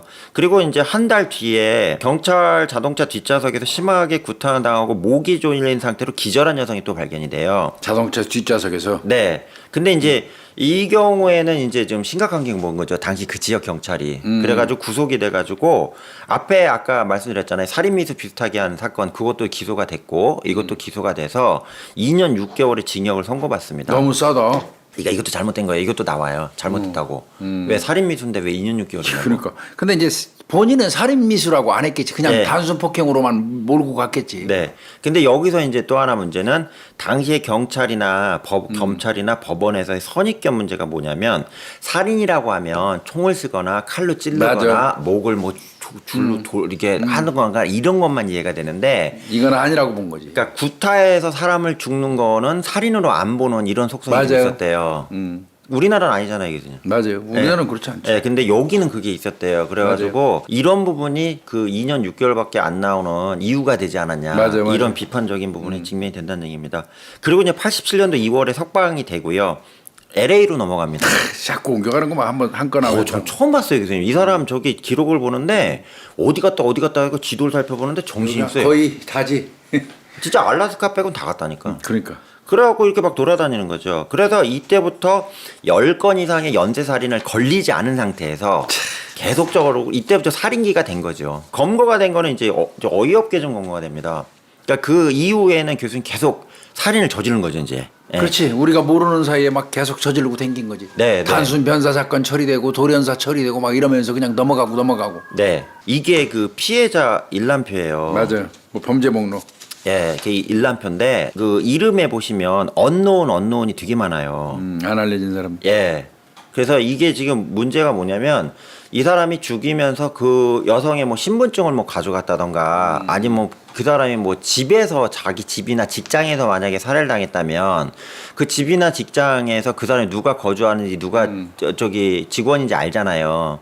근데 노상에서 다 만나갖고 지금 여기 일람표에 나와 있는 이런 피해자들이 어마어마하게 당했기 때문에 이 사람들 신원에 대해서도 정확하게 내가 그 시간에 그 시점에 죽인 사람은 진술이 맞는데 그 여성의 신원이 누군지에 대해서 파악하기 어려운 지금 이런 상황이 나오고 있다는 얘기입니다. 2012년에 검거가 돼요. 이제 이건 비교적 최근이네. 네. 이때부터 이제 난리가 나기 시작하는데 2012년 9월 5일에 켄터키주로 또 넘어갑니다. LA에서 또 켄터키로 가고. 예, 켄터키주의 루이스빌이라는 동네가 있어요. 루이스빌. 예, 좀 유명한 동네인데 여기 노숙자 쉼터에 갑자기 FBI 수사관들이 들이닥칩니다. 아, 계속 그럼 FBI가 수사를 해왔구나.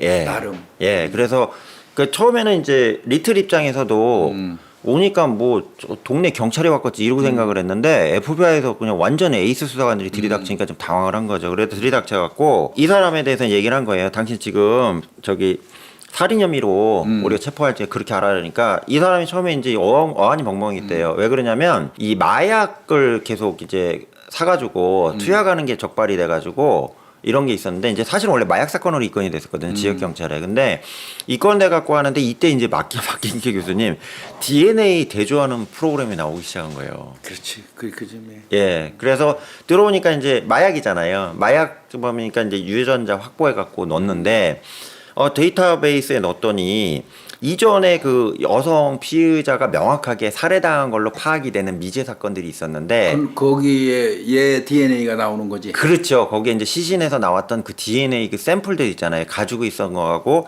매칭이 된다. 이게 나오기 시작한 겁니다. 그래서 이 DNA가 맨 처음 나온 거는 1987년도 7월 13일에 살해된 캐롤 일린 엘포드라는 여성이 있어요. 근데 캐롤 일린 엘포드란 여성의 사건과 관련해서 DNA 샘플 가해자로 추정되는 걸 가지고 있었거든요. 근데 이게 2012년에 비교가 대조가 돼갖고 너 범인 아니야? 이러고 잡혀간 거예요. 그리고 나서 또 이제 두 건이 더 나옵니다. DNA가. 그래서 1987년도 9월 3일에 사망한 과달로페 두아르테 아포다카라고 해서 2달 뒤에 한 거네. 예, 그러니까 이 여성에 대한 또 관련된 또 DNA 샘플이 데이터베이스에 거기서도 나온 있었고요. 거고. 89년도 8월 14일 사망한 걸로 확인된 오드리 넬슨 에버렛이라는 여성이 있어요. 여기도 그 범인 DNA가 나와 있었거든요. 그래서 세 사람 거는 그러면 그 세 사람의 시신에서 얘 DNA가 나온 거네. 예, 그래서 제가 볼 때는 뭐 타액이나 정액 같긴 한데 그 뭐가 그게 추출이 됐는지는 자료가 잘 안 나오고 있고요. 어쨌든 범인 것으로 확신이 되는 DNA다 이렇게 나왔거든요. 그러니까 남성의 DNA니까요. 그래서 이 부분에 대해서는 이 사람이 범인이겠구나 하고 특정을 해놨는데 유전자 분석 기법이 도입이 한참 뒤에 된 부분이고요. 그렇죠. 또 하나는 이제 리틀이 자기 유전자를 FBI에다 제공을 해야지 이게 전국적으로 대조가 그러면, 되잖아요. 근데 이때 마약 사건으로 입건되면서 대조가 개시가 됐기 때문에 이 사건과 관련해서 이제 수사가 들어가기 시작한 겁니다. 우리 구독자님들은 궁금할 거야. 예. 이 정도 범인이면 진즉의 DNA를 가지고 있다가 바로바로 했을 텐데. 근데 그게 미국은 그렇지 않아요. 이것도 아마 마약을 네. 복용했기 때문에 네. 복용한 마약과 관련된 뭐 그 기구에서 DNA를 도출해서 가지고 있다가 네. 이게 연계해서 아마 그 세 사람 죽은 거하고 맞췄을 거예요. 그래서 우리나라도 저기 강력 범죄자 DNA 얼마 안 되죠. 11개 정도 범죄만 그 지금 그 경찰에서 네. 하잖아요. 네. 그리고 검찰에서는 뭐 교도소에 수감된 사람들은 다 DNA 도출을 해갖고 유전자 은행에다가 집어넣어서 관리를 해요. 네. 그래서 우리나라 이원화돼 있어요. 국과수에 있고 검찰에 있고 저렇게 돼 DNA 있어요, 수집이. 네. 그래서 가끔씩 이제 분기별로 시간 될 때마다 어떤 올라오면 네. 여기서 한 게 안 나오면 또 검찰에서 나오기도 하고. 검찰은 뭐 검찰에서 하는 거는 구속된 사람 다 하니까. 거기는 수집이 쉽겠네요. 근데 이제 경찰은 구속 피의자 중에서 강력 범죄 한 10개, 11개 정도의 범죄자만 DNA 채취해요. 그러니까 미국 같은 데는 아마 그 당시에는 우리나라 같은 시스템이 아니었을 거예요. 네, 그러다 네. 보니까 아마 이제 마약과 관련된 어느 뭐 기구라든지 이런 데서 DNA를 도출한 걸 가지고 있다가 네. LA에서 3명의 여성 죽은 거하고 대조했더니 일치하니까 아마 한 것 같아요. 이 사람이 마약 사건에 연루돼서 맞아요. DNA를 제공했기 때문에 그렇죠. 그렇지 않으면 한참 못했을 전 내용들이 다 드러난 거고 맞아요. 이게 없었다면 아예 그냥 영구미제로 싹 그렇죠. 다 가는 그렇죠. 이런 상황이었다 볼 수밖에 없다는 얘기입니다. 그래서 일단은 3건이 확인됐잖아요, 교수님. 그렇죠. 그래서 세 건만 해도 뭐 그렇죠. 그래서 이제 엘포드와 넬슨 아포다카 그 3명의 여성에 대한 세 건이죠. 살인 혐의로 재판을 받아갖고 이걸로 이제 유죄 판결을 받습니다. 그래서 2014년 9월 25일에 가석방 없는 종신형 아시잖아요, 교수님. 여기 그러니까 사형이 없나 봐요. 그런 것 같아요. 사형이 없어서 가석방 없는 종신형 선고를 받았고 3명 죽인 걸로? 네. 근데 그 당시까지만 해도 리틀은 자기 범행을 인정을 안 했대요. 이거는 다 말도 안 되는 얘기고 내가 지금 노숙자인데 왜 나한테 이러냐 이래가지고 방망이 떴다고 그러고요. 그다음에 이제 당시에 이제 돈이 없으니까 이제 국선 변호인이 붙었을 거 아니에요. 그렇죠. 국선 변호인 얘기도 뭐라고 대충 얘기가 나오냐면 언론에 인터뷰한 거로는 당시에 되게 여유가 많았고 너네가 하려면 해봐라 뭐 이런 식으로. 그러니까 전혀 겁먹는 게 없었다. 몇 번 무죄 받은 적 있잖아. 대회신 가서. 그리고 이제 이 부분에서는 교수님 제가 볼 때는 처벌에 대한 두려움을 가지지 않는 네. 전형적인 연쇄살인의 사이코패스적 기질이 그렇죠. 보이지 않겠냐 이렇게 보입니다. 추가 조사가 이제 진행된 게 뭐냐면 이게 일단은 세 건을 했잖아요. 했는데 그 다음 내용이 뭐냐면 이 DNA가요. 교수님 이제 황당한 게 뭐냐면 DNA를 대조하는 과정에서 여러 사건이 계속 튀어나오는 거예요. 이게 이제 우리나라하고 다른 점이에요. 예, 예. 그래서 이제 왜 그러냐면 이 세 건이 이제 잡혔다 이게 나왔잖아요. 나오고 났더니 나중에 그 변호사한테 얘기를 했나 봐요. 자기가 대충해도 한 30건 정도 했을지도 모른다. 뭐 이런 식의 얘기도 흘리고 뭐 이래가지고 텍사스부터 해가지고 각 주에 있는 경찰 있잖아요. 이동 경로마다 다 했겠다. 네, 그래서 그 저기 특히 주경찰 있죠. 스테이트 폴리스라고 그래서 준 연방 경찰 있잖아요. 그래서 대표적인 게 그 텍사스 레인저예요. 텍사스 레인저. 네, 텍사스 레인저 그러면 무슨 서부 영화에 나오는 분들 같잖아요. 레인저스란. 네, 근데 텍사스 레인저스가 미국에 사시는 분들은 아시겠지만 텍사스 FBI잖아요. 맞아요. 그래서 유명해요. 예, 그래서 텍사스 레인저부터 해가지고 각 주에 이동 경로에 있었던 주에서 미제 사건과 관련해서 DNA 샘플이 있는 케이스 같은 경우에 그거는 이제 데이터가 들어오기 시작을 하는 거예요. 그렇지. 들어오기 시작한과 동시에 FBI 입장에서도 이 세 건 같은 경우도 DNA가 나타나서 나온 건데 그전엔 이 사람 자체가 종적이 없었잖아요. 존재도 몰랐고. 그러니까 FBI 입장에서는 야 이거 사건이 심각한 거다. 이거 보통 놈 아닌 것 같으니까 한번 다시 뒤져보자. 이렇게 시작이 된 거죠. 그러니까 나라 전체적으로 이제 확대하기 시작했구나. 그래서 이제 나타난 게 그 유명한 VICAP 바이캡 또는 비캡이라 부르는데 이 FBI 특수부서인 바이캡이 등장합니다. 맞아요. 그 우리 유명하잖아요. 우리 구독자님도 모르실 것 같아서 말씀드리면 바이캡은 FBI 내에 또 다른 그 FBI라고 불릴 정도로 수한 그 범죄 수사 조직이에요. 네, 이게 되게 센 VICAP인데 Violent Criminal Apprehension Program 그래가지고 강력 범죄에 대해서 어프리엔션은 이제 인지나 수사 이런 개념인데 그래서 이 바이캡이라는 부서를 기반으로 해서 이걸 따로 조사해서 이것만 한번 때려잡자 이렇게 진행이 된 겁니다. 근데 이 바이캡 같은 경우 그 제가 좀 조사를 해봤는데요.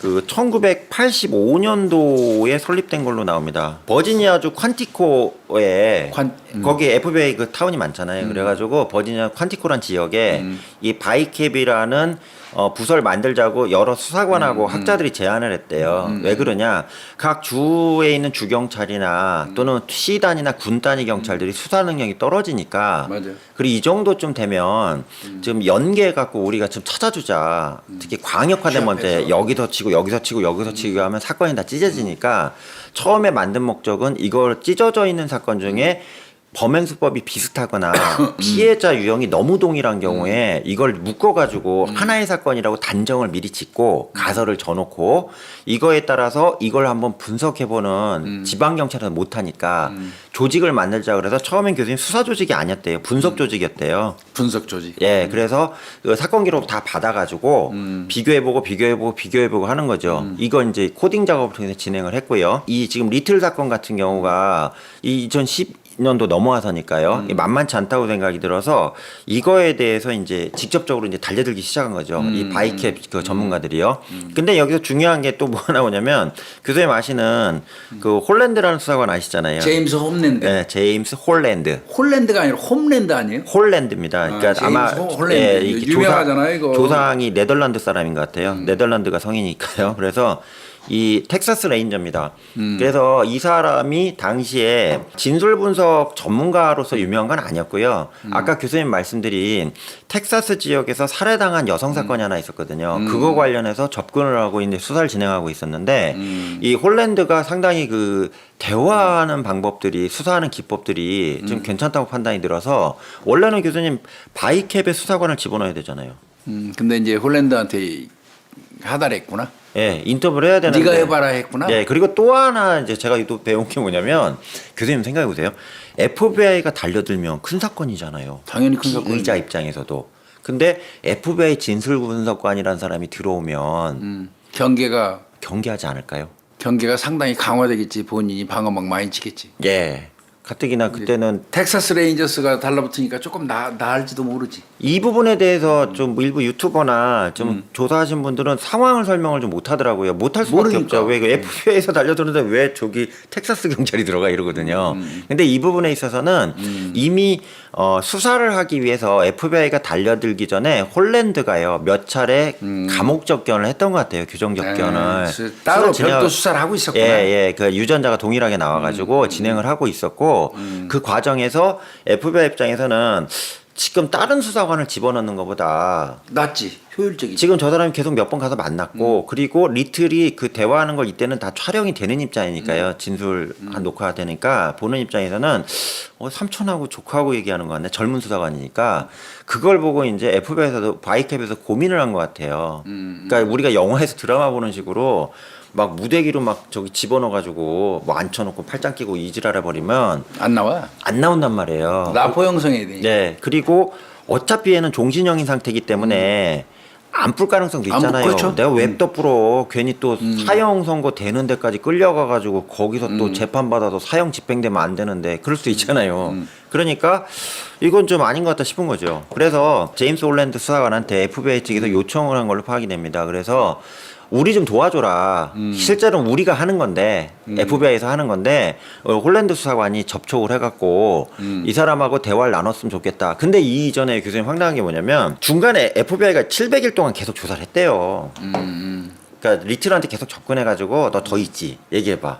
더 있지 얘기해봐. 근데 계속 그러니까 2년을 따라다닌 거예요 FBI가. 좀 질기긴 질기다. 예, 이게 잘 안 나와요. 그래서 FBI 입장에서 이게 좀 쪽팔려서 얘기를 하는 것 같은데 이 홀랜드가 붙기 전에 2년 동안 추가적인 여죄 파악을 위해서 FBI에 기란성 같은 수사관들이 투입이 됐나 봐요. 근데 이제 CR도 안 막히는 거라. 안 막히니까 얘네도 방향을 틀어야 되거든요. 그래서 야 이건 좀 아닌 것 같다. 우리가 좀 바꾸자 그래가지고 지금 아까 말씀드린 텍사스 레인저에서 그 돌아가신 여자분에 대해서 이분이 그 데니스 크리스티 브라더스라는 여성분이에요. 이분은 저기 피해자가 확인이 됐거든요. 그래서 데니스 크리스티 브라더스라는 1996년에 발생한 사건인데 이거를 수사를 진행하고 있던 제임스 홀랜드라는 수사관한테 어차피 더 하는 김에 그거는 자백을 받아냈어요. 실제로 리틀한테 받아냈으니까 나머지 사건에 대해서도 좀 우리가 확인할 수 있게 도움을 줬으면 좋겠다 이렇게 요청한 거라는 얘기입니다. 그때부터 어떻게 했냐? 완전 있잖아요. 방 안에 그 사진 보신 적 있으실 거예요. 둘이 유튜브에도 나오거든요. 둘이 앉아가지고 편안하게 대화하는 방식으로 그냥 농담 따먹기나 일상 대화하는 식으로 계속 얘기를 해요. 녹음하면서. 네, 녹화 다 했고요. 40일 정도 합니다. 그러니까 40일 동안 그 감방에서 얘하고 같이 있었던 거네. 예, 그래서 거기도 그 수사관도 먹고 자고 하면서 그리고 그 사실은 카메라가 다 장착이 돼갖고 FBI에서 계속 보고 있었고요. 그래서 가서 그러니까 FBI에서 하는 것보다 이제 그 아는 수사관이 와서 계속 물어보는 걸로 파악이 된 거죠. 그래서 교수님 말씀하신 이제 라포라고 그러잖아요. 라포 형성이 된 예, 거지. 라포라는 건 참고로 말씀드리면 수사관하고 이 범죄를 저지른 사람하고 사이 또는 수사관하고 증인하고 사이에 교감이 형성되는 심리적 기제 상태를 라포라고 일반적으로 저희는 얘기를 합니다. FBI하고 협업 과정을 통해서 홀랜드 수사관은 결과적으로 이제 얻어냈고요. 얻어낸 게 뭐냐면 내가 93건의 총 범행을 저질렀다. 여기서 나온 게 이제 93건의 살인 사건이구나. 네. 그래서 이렇게 얘기했고요. 지도가 나오잖아요. 동부, 거의 다야. 서부, 중부. 야. 그러니까 이게 교수님 한 찍힌 데서도 4-5명이 죽은 데도 많고요. 그러니까 왜 그래 얘가 그 거주한 지역에서 원정 가서 살해한 건 아니고 본인이 거주지로 정주 개념으로 있었던 동네에서만 살인을 저질렀기 때문에 그러니까 실제 93건이지만 여기 표시된 거는 소몰 4-5개 지역 정도로 이렇게 파악이 되고 있다는 얘기입니다. 그래서 이제 그 과정에서 이제 문제는 뭐냐면 죽인 사람이 어떤 사람을 죽였는지에 대해서 파악을 해야 되잖아요. 그렇죠. 파악을 해야 되니까 나중에 이제 크레파스하고 종이를 갖다 줬대요. 그래서 그림을 좀 어느 정도 그리는 사람이었답니다. 리틀이. 잘 그렸던데. 네, 그래서 지금 그림을 한번 그릴 수 있냐 그래갖고 사건 하나씩 진술할 때마다 연상을 하면서 뭐 예를 들어 96년에 죽인 여성 A라는 여성이 있으면 그 여성을 기억을 해요. 그래서 기억하지 당연히. 그럼 그림 좀 한번 형님 그려줄래요? 그려봐. 이런 식으로 해갖고 나온 게 교수님 26건의 그림이 나온 거죠. 맞아요. 여기서 이제 그 리틀의 진술을 통해서 이게 나왔잖아요, 교수님. 나오고 나서 FBI 비상이 걸렸죠. 왜? 그때 그 지역에서 죽은 여자 있는데 찾아봐라. 막 이게 시작이 된 거예요. 우리 말대로 이제 다 막 가출 여성까지 다 찾아오는 거야. 예, 찾았는데 교수님께 말씀드렸다시피 50건 정도에 대해서 그럴 만하다. 완전 확인된 것도 아니에요. 그러니까 이 여자가 변사로 처리된 사건인데 얘가 진술하니까 얘가 맞는 것 같다. 뭐 이런 식으로 정리가 된 거고요. 실제로 이제 한 36건 정도만이 이 사람이 한 걸로 거의 확정적으로 됐고요. 그 다음에 그 당시 그 상황에서 여성이 하나 변사체가 발견이 됐는데 사고사나 질식사나 마약 중독사로 죽었는데 그 상황에서 리틀이 갔다는 그 시점하고 시간이 딱 맞는 경우 있잖아요. 이게 한 14건 나온 거예요. 증거는 없지만. 예. 그래서 뭐 그렇게 하다 보니까 한 50여 건 정도는 얘가 하지 않았겠냐 이렇게 보는 거고요. 근데 문제는 뭐냐면 얼굴만 알고요. 이름을 모르는 경우가 3분의 2예요. 피해자. 왜 운전하고 가다가 히치하이킹 해갖고 여성하고 성관계하고 뭐 목 졸라 죽이고 또 지나가던 여성한테 차 탈래요 하다가 뭐 이렇게 해서 하는 경우도 있고 또 이제 전화해갖고 모를 수 있지. 그 성매매 여성하고 접선해갖고 통화해가지고 삐삐 같은 거 해갖고 만나갖고 하고 죽이고 뭐 이런 경우도 있고 하다 보니까 죽인 시점하고 죽인 피해자에 대한 것들은 어느 정도 진술상 나오는데 머리가 좋아서 다 나오는데 직접 증인 거는 없잖아. 그 직접 증거도 없고 이제 그 당시에 그 여성의 시신을 못 찾은 경우도 좀 많고요. 아, 못 찾은 경우도 있겠다. 네. 왜 그러면 이게 시골 같은 데다 유기하고 흙에다 묻어놓으면 찾을 수는 없잖아요. 맞아요. 그러다 보니까 그냥 지가 진술한 게 다 맞는 것 같다 단정을 지고 하면 93건이라고 보는 게 이 사건의 내용이라는 얘기입니다. 안타깝게도 3년 전에 저기 그냥 자연사했잖아요. 예. 예. 당뇨병으로 죽었잖아요. 그냥 편하게 죽었어요. 몇 가지만 제가 좀 말씀드리고 싶은 게 첫 번째로는 뭐냐면 암수살인 교수님 영화 보셨어요? 영화 봤죠, 상이. 그 암수살인의 거의 모티브라고 보는 게 이 사건입니다. 즉 암수살인이라는 개념도 미국에서 이게 거의 처음 나온 개념이에요. 이 리틀 때문에. 즉 암수살인인가 뭐냐면 이 살인 죽은 사람은 분명히 존재하지만 사건이 일어나는지 안 일어나는지도 모르고요, 우리 사회가. 그다음에 사건이 발생했음에도 불구하고 그 사람이 자연사나 뭐 심장마비 쇼크사나 이렇게 죽은 걸로 다 단정이 된 건데 나중에 범인이 나타났고 그거 뇌광고요. 이 개념이 그렇죠. 암수살인이라는 개념인데 이게 이제 암수살인이라는 용어로 나타나기 시작했고요. 그리고 그 영화에도 나오다시피 계속 만나갖고 뭐 이렇게 수사관이나 조사관하고 범인하고 좀 치고받고 하면서 막 싸웠다가 했다 뭐 친해졌다가 막 이런 관계 나오잖아요. 이런 식으로 실제로 이제 저희가 수사를 얘기를 하면서 아무리 나쁜 쓰레기라도 설득을 하고 교감을 하면 자기의 범행에 대해서 진술할 수 있다. 이런 라포 이론이 우리도 적용이 됐었는데 이게 실제로 생활을 거의 같이 하면서 같은 공간 내에서 대화를 나누면서 편안하게 자기 범행을 자백을 받는 미제 사건에 대해서 받는 기법을 최초로 성공한 실험적으로 성공한 사례가 이 사건이었다. 이게 지금 이 사건이 주는 의미라고 할 수 있습니다. 이것도 유영철 사건하고 또 빗대서 보면 네. 없어져도 가족이나 뭐 저 관심을 갖는 사람이 없어서 누가 찾는 사람이 별로 없는 피해자들. 그렇죠. 대체로 뭐 네. 성매매 여성이라든지 네. 가출한 사람 뭐 네. 이런 사람 등등을 타겟팅했을 가능성도 있고요. 그 다음에 또 하나는 아까도 말씀드렸다시피 범행 도구나 또는 안 썼고. 범행의 잔혹성에 대해서만 연쇄살인이 존재할 것이라고 생각하지 단순하게 뭐 때려 죽인다던가 폭행해서 뭐 힘으로 질식을 시킨다던가 이런 부분에 대한 어떤 개념들이 없기 때문에 다 찢어져 있는 사건에 대해서 제대로 이게 연합된 유니파이라고 그러잖아요. 통합된 수사를 못한 사례가 아니냐 이런 것들이 나오고 있고요. 더 큰 문제는 2019년까지 계속 재판을 받아요. 지속적으로 수사가 돼가지고 여기 그 유죄 확정 판결 날짜가 나와 있거든요. 14년부터 재판 유죄 확정이 나기 시작해서 19년도까지 계속 확정이 나잖아요. 근데 이게 보시면 교수님 그 93건이라고 막 얘기는 떠들어대는데 실제로 8건에 대해서만 피해자가 특정이 돼갖고 유죄 그것만 확정 기소된 판결이 거구나. 8건만 정확하게 된 거란 얘기죠. 나머지는 뭐 시신을 못 찾았던가 뭐 이런 부분이 있기 때문에 그래서 이 부분에 대한 논란이 있어요. 뭐냐면 이 사람이 죽였을 것이라고 얘기하는 93건에 대해서 입증한 내용이 아님에도 불구하고 실제로는 유죄 판결은 여기 나와 있는 일람표에 8건밖에 안 되는데 나머지 세상에 거의 10배, 12배나 되는 피해자가 11배가 되는 피해자가 그 유죄 판결 안 난 상태로 이게 진행이 됐다면 그거에 대해서 과연 믿을 수 있겠느냐. 그러니까 이럴 것이다 다 얘기는 하는데 그거에 대한 명확한 증거가 없는 상태에서 93명을 찾아내지도 못하고 이걸 얘기하는 것 자체가 좀 웃기는 거 아니냐 이런 식의 비판이 하나 나오고 있고요. 이 이후로 FBI에서 또 무슨 행동을 했냐면 쉽게 얘기하면 리틀이 어디 며칠 날 몇 시 누구 죽였어 이런 거 나온 거 있잖아요. 이거를 딱 노출시키면서 그 피해자로 판단되시는 분이나 피해자 유족이나 가족들이 있으시면 피해자 수배. 예, 재벌 좀 해달라고 어마어마하게 맞아요. 요청을 했거든요. 했는데 문제는 뭐냐면 그게 많이 안 나왔다는 얘기죠. 그게 다 나왔으면 93건이 다 처리가 됐겠죠, 교수님. 미국 사회의 그 복잡하고 좀 어떤 맹점 같은 걸 수도 있어요. 주마다 다른 법에 네. 뭐 이런 거. 그리고 저는 이거 보면서 190cm 정도 되고 복싱 선수 할 정도면 네. 손에 악력이 엄청 셀 거예요. 예, 예. 손도 크고 악력이 세니까 여성 같은 경우 목을 한번 쥐면 살해하는데 구태여 범행 도구를 안 써도 가능했을 겁니다. 네. 그리고 이제 진술상 좀 잔혹한 내용이지만 이제 지식에서 죽지 않을 동안 지식에서 기절을 시키고 끌고 갔다가 뭐 물에다 밀어넣었다 이런 얘기도 나오고요. 그러면 그거는 익사로 판명이 돼버리기 때문에 네. 안 걸리는 거지 얘가. 예, 그리고 절벽에서 이렇게 밀어버려. 예, 이렇게 기절시킨다 절벽을 밀어넣었다 그럼 추락사죠. 추락살 거 아니에요.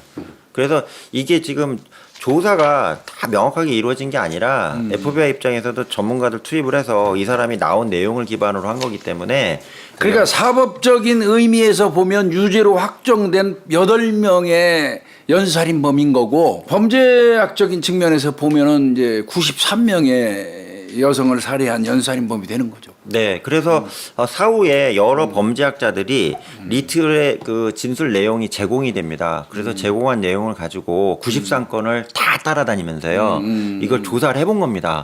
조사를 해봤는데 진술이 좀 희끄무리하거나 또는 그 당시에 그런 시체나 사체가 발생된 내용이 전혀 없다 이런 것들까지 감안했을 때 전체적으로 이제 윤곽을 따지는 거는 50건 정도가 이 사람이 하지 않았겠냐. 그럼 범죄학자들 입장에서는 50건 정도로 이렇게 보는 게 맞겠네요. 그러니까 진술의 진술하고 실제 그 상황하고 이렇게 일치시키는 기법이기 때문에요. 어느 정도 네. 정도라도 같은 공간 내에 적어도 있었어야 되고 범인하고 피해자하고 적어도 한 공간에는 있어야 될 거 아니에요. 네, 네. 그러면 범죄학자들이 50명이라고 얘기했다면 그 50명의 여성들과 얘의 어떤 근접성은 인정된 거예요. 그것까지는 인정이 돼야 되지 않습니까? 예, 예, 예. 나는 저 대구에 있는데 저 사람 서울에 있으면 범인 아니잖아요. 그러니까 시간과 공간이 맞아야죠. 네, 시간과 공간을 맞춘 게 아마 시줄 날 줄 맞춘 게 50건이 되는 것 같고요. 네. 43건은 그것까지 연결이 안 된 것 같고. 그런데 이제 정작이 아까 말씀하신 것처럼 거기 있었어도 죽인 건 아니잖아요. 증거 없으면. 네. 그래서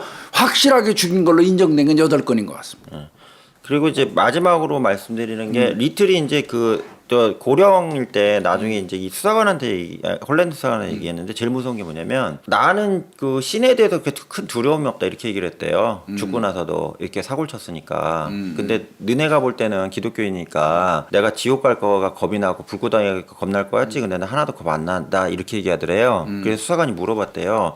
왜 겁이 안 나요, 아저씨? 그랬더니 리틀이 뭐라고 하냐세요? 신이 날 만들었잖아. 이 행위 자체가 예술이었어, 지는? 예. 그러니까 신의 자기도 피조물이라고 한 거예요. 검은 천사 아시죠? 저기 천사 중에 화이트 엔젤 말고요. 블랙 엔젤 있잖아요. 블랙 엔젤 식으로 인간은 다 천사라고 보지만 사탄인 천사가 일부 섞여 있잖아요. 악마적인 천사들. 왜 영화에도 가끔 나오잖아요. 그래서 얘는 자기 스스로 나는 신이 만든 사명을 한 거야. 마지막 얘기는. 근데 나는 원래 살인범으로 신이 날 만들어 놓은 거야. 이렇게. 애초부터. 예. 이런 식의 얘기를 했다는 이 엽기적인 내용. 자기 합리화죠. 근데 사실은 얘가 저 범행을 막 다 이렇게 자백하는데 기여한 게 한 가지 더 있죠. 뭐 있을까요? 캘리포니아 저 교도소로 이감 신청했는데 그거 들어주는 조건으로 많이 불지 않았어요? 그게 이제 그 부분에 대한 것도 역시 좀 논란이 있는데 그래서 일단 캘리포니아 교도소로 이감시켜주면 내가 이렇게 그 수사관하고 뭐 생활하면서 대화를 나눠주겠다 이렇게 했는데 캘리포니아 그 주립교도소가 시설이 좋긴 좋은데 아니 거기에 네. 그 자기가 어려서 잘하고 이런 거에 대한 애착이 있었다고 그래요. 네. 그래서 다른 교도소도 여기보다는 시설이 훨씬 좋은 호텔급 교도소도 많았대요. 근데 여기 굳이 가고자 한 거는 자기가 어쨌든 이제 여기가 이제 캘리포니아 그러니까 주 자체가 샌디에고부터 고향 해가지고 같은 생각한 것 같아요. 예, 그렇게 했던 것 같다는 부분이 있고요. 특징적으로 그 교도소 이감을 목적으로 해가지고 그건 아닐 것 같아요. 좀 아닐 것 같다 그런 게 있고요. 나도 그건 아닐 것 같아요. 다만 이제 고혈압하고 당뇨가 심했대요. 교수님 말씀하신 대로요. 그래서 당이 심했다고. 예, 그 치료 관련돼서는 이 기관이 되게 잘하는 기관이랍니다. 그래서 그 치료 부분 목적으로 그 순간에도 자기의 입속을 챙기려고 하지 않았겠냐. 현재까지 밝혀진 거로는 뭐 아까 구분했지만 사법적인 판단, 그다음에 범죄학적인 판단 뭐 저희가 구분해 가지고 8명 뭐 50명 이렇게 구분했지만 이후에 알막난하고 20세기 최대 연쇄살인범인 건 분명합니다. 네. 이거 사무엘 리틀 사건은 네. 또 정의 중에 하나가 뭐냐면 흑인에 대한 연쇄살인 맞아요. 사건. 거의가 피해자가 다 흑인입니다. 이제 이걸 보는 학자분들이 대부분 비판적으로 가장 공통적으로 나오는 게 뭐냐면 만약에 백인 여성을 이렇게 몇십 명을 연쇄살인했다면 가만히 냅뒀겠냐. 벌써 잡아서 다 종신형 친하든가 전기의자에 앉혔지. 근데 관심 없는 소외계층을 대상으로 관심 없는 가해자가 저지른 범죄다 보니까 그럴 수 있어요. 어둠에 묻혔다는 명언이 하나 생각이 납니다. 네, 그럴 수 있습니다. 아무리 미국 사회가 무슨 뭐 흑백 뭐 이런 거 없다고 인종차별 없다고 하더라도 엄연히 버젓이 존재하고 있고요. 네. 그 수사 자체도 소홀했던 거 네, 같고. 네, 그런 것 같습니다. 막 그래서 미국 그 사법 체계, 경찰 체계가 비난받을 만하네요. 네, 네. 예, 아유 이거 찾으시느라고 고생했어요. 아유, 교수님 고생했습니다. 예, 수고했습니다. 감사합니다. 예.